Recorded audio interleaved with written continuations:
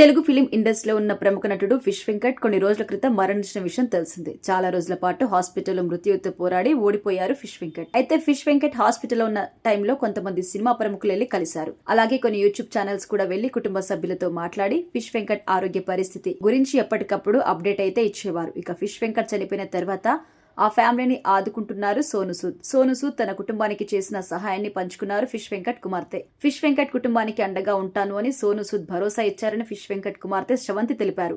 తన తండ్రి దశదిన కర్మకి 1.5 లక్షల రూపాయలు ఇచ్చారని, అందువల్ల గ్రాండ్ గా ప్రోగ్రాం జరిగిందని చెప్పారు. తమ ఇంటి నిర్మాణ బాధ్యత తాను చూసుకుంటాను అని సోను సూద్ చెప్పారన్నారు. ఇటీవల చనిపోయిన ఫిష్ వెంకట్ కుటుంబాన్ని పరామర్శించిన సోను సూద్ వెంకట్ తనకి సోదరుడు లాంటివారని చెప్పారు.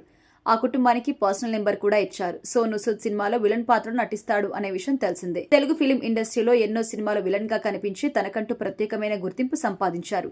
ఇప్పుడు రియల్ లైఫ్ లో చాలా మందికి ఉపయోగపడుతూ తనకంటూ ప్రత్యేక గౌరవాన్ని సంపాదించుకుంటున్నారు. సోను సూద్ సాయం గురించి ఎంత చెప్పినా ఎంతో కొంత మిగిలే ఉంటుంది. ముఖ్యంగా కరోనా టైంలో సోను సూద్ కార్మికుల కోసం నిలబడ్డ పనితీరు చాలా మందిని ఆశ్చర్యానికి గురి చేసింది. చాలా మంది హీరోలు కూడా చేయలేని పనులు సోను సూద్ చేశారు.